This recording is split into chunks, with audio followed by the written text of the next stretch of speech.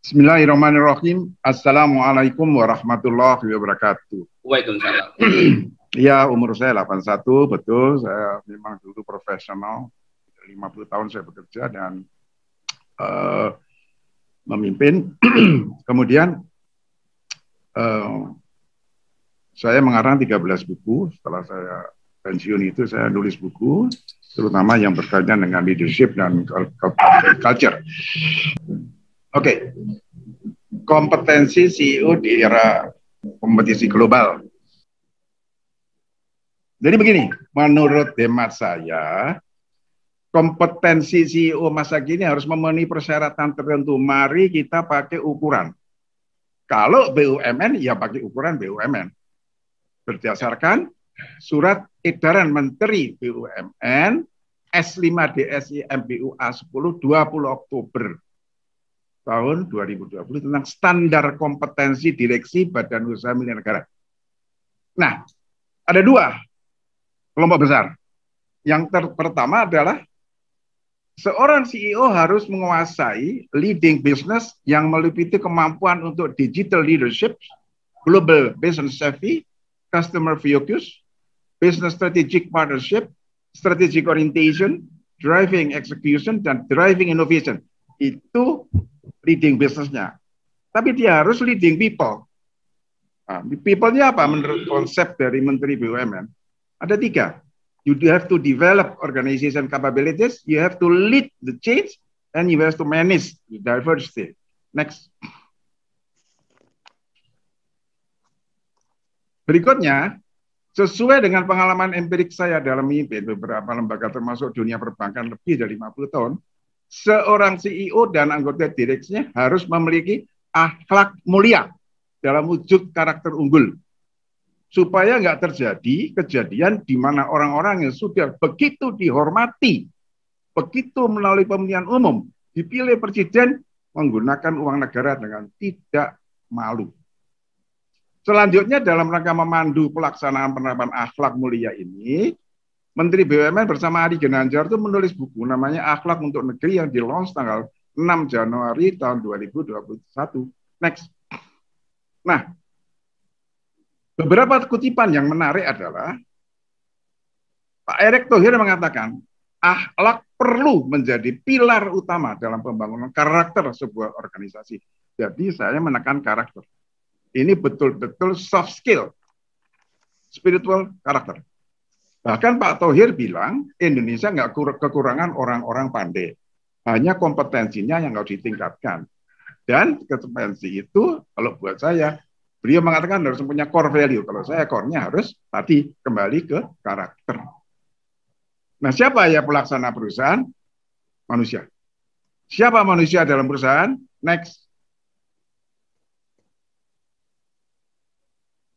Saya menggunakan pendekatan dari Konosuke Matsushita, Taikun Jepang tahun 1930-an. Ini selalu saya uraikan kalau saya mengajar di beberapa universitas, di UGM, di UI, semua. Di Muhammadiyah, semua saya buka ini, di SESPI Bank. Bahwa Konosuke mengatakan, first we have to make people, then make product. First we make people, and then make product. Kenapa? Teman saya namanya Krishna Wijaya dulu juga direktur di BRI mengatakan, because asset only make possibilities, people make it happen. Itu penting. Nah, contoh Indonesia. Orang Eropa bilang apa? Indonesia itu kalau ada surga di dunia ya Indonesia ini. Coba, Anda kalau makan rambutan, Anda buang bijinya, ntar 10 tahun lagi metik dari biji tadi. Nggak usah dipupuk. Ayo. Mana buah yang tidak ada sepanjang tahun di negara yang terhormat ini yang sekarang begitu bodohnya kita sampai-sampai dikeduk orang. Oke? Ikan. 70 tahun ikan kita dirampok. Kita diem aja sampai namanya Susi Pujiastuti meledakkan kapal. Baru kita bangun. Itu nggak habis-habis tuh ikan kita. Mungkin karena inilah kita malas. Nah, itu nggak, jangan. Karakter kita nggak boleh malas. Anda lihat sekarang. The next future of energy is not again fossil, minyak bukan, tapi baterai. Apakah baterai dibuat dari apa? Lithium. apa namanya itu bahan baku litium apa? Nikel. Siapa yang punya nikel? Indonesia.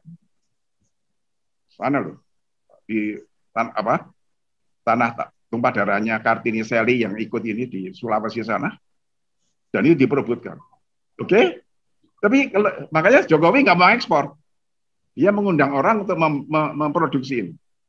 Jadi yang perlu diingat manusia di dalam organisasi perusahaan, mencapai tujuan perusahaan, pertanyaannya SDM seperti apa yang paling penting? Menurut saya, pemimpin yang berkarakter unggul, yang adapt terhadap perubahan, termasuk teknologi.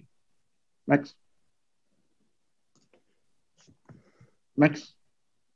Menurut seorang pakar manajemen di pertengahan abad ke-20, sebelumnya begini, apa sih memimpin itu? Maknanya itu apa sih?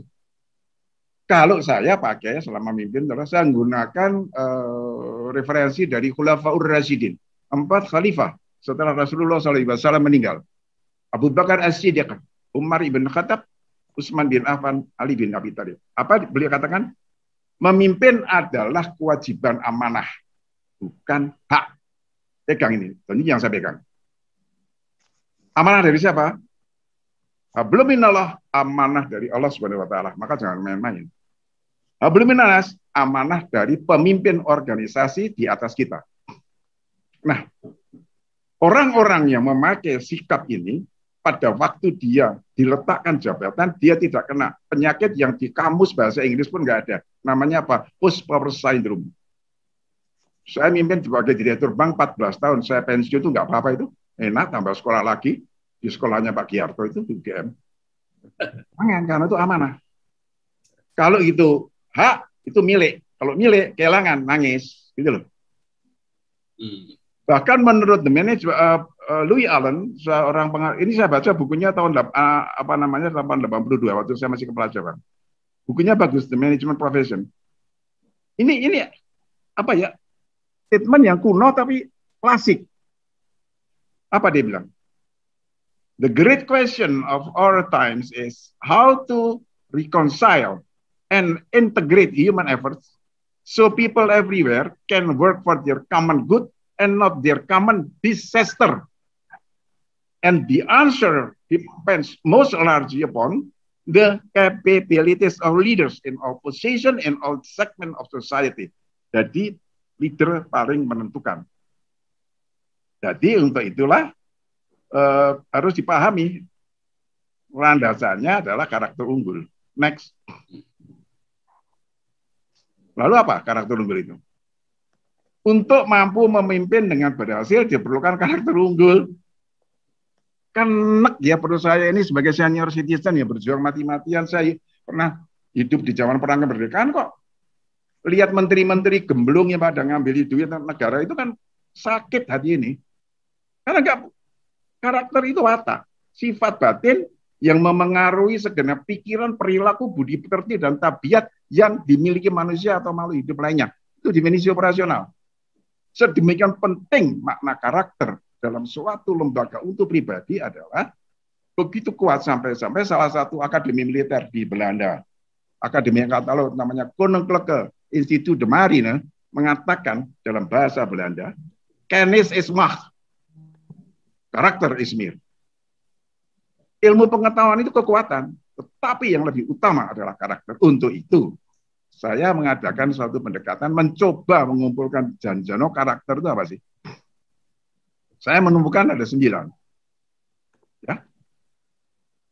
Diawali dengan pokok takwa. Kalau udah takwa itu, turunannya apa? Budi pekerti luhur.